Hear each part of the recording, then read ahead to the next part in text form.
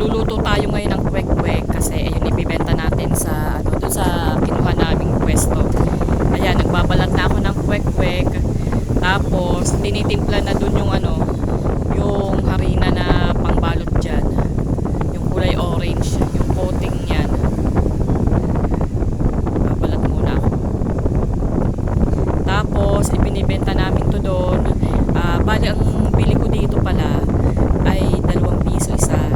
Ngayon, pag ito naluto na, meron na siyang orange na nakabalot dyan, yung kwek-kwek na siya, 5 piso na yon. Tapos, ang partner lang yan, suka. Ganun lang.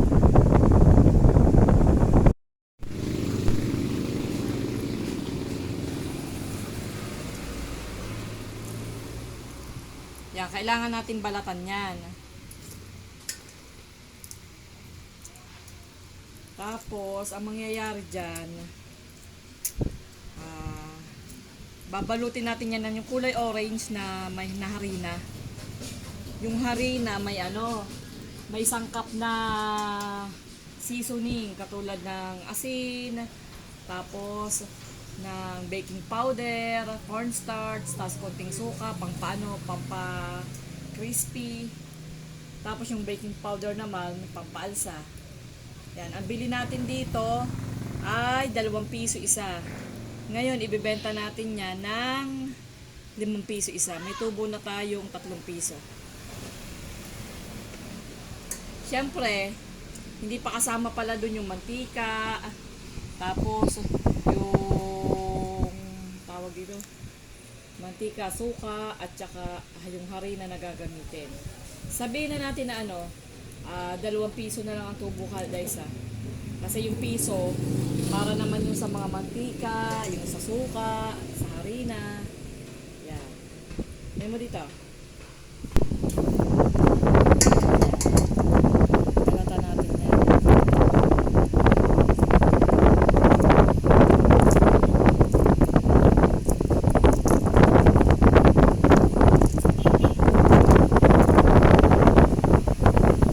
Kailangan malinis. Linisin mo mabuti para hindi sumama doon sa laman. Okay? Yan. Ayan na yung pinaka coating. Ako ng tubig. Kulang ng tubig. Kailangan lagyan. Yan. Tapos ito yung mga na ano, na balatan. Ngayon, ito, yan. Lalagyan siya ng tubig kasi masyadong maano. Kailangan tansyahin.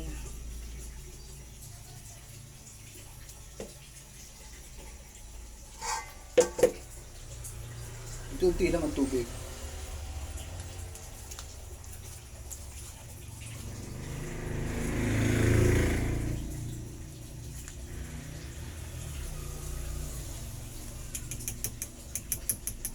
Ano yan eh? Anong sangkap niyan? Harina, baking powder, at saka konting suka. Ay, yung konting suka, pang ano yon, pampa-crispy yon. Tapos, seasoning, asin.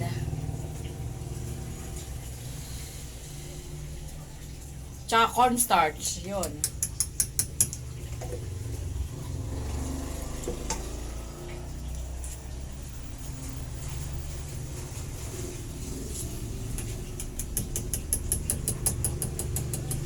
Orange na siya.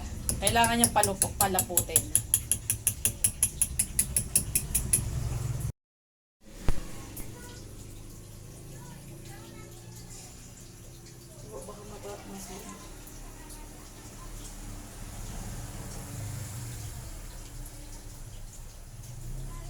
Nakalimutan ko. Nakala mo. Yan, ang gagawin pala dito, ito, lalagyan mo na ng harina. Tapos, para masyadong makapit. Tapos, isasawsaw dito. Tapos, sabay, lagay doon. Okay, medyo layo-layo yung kamte.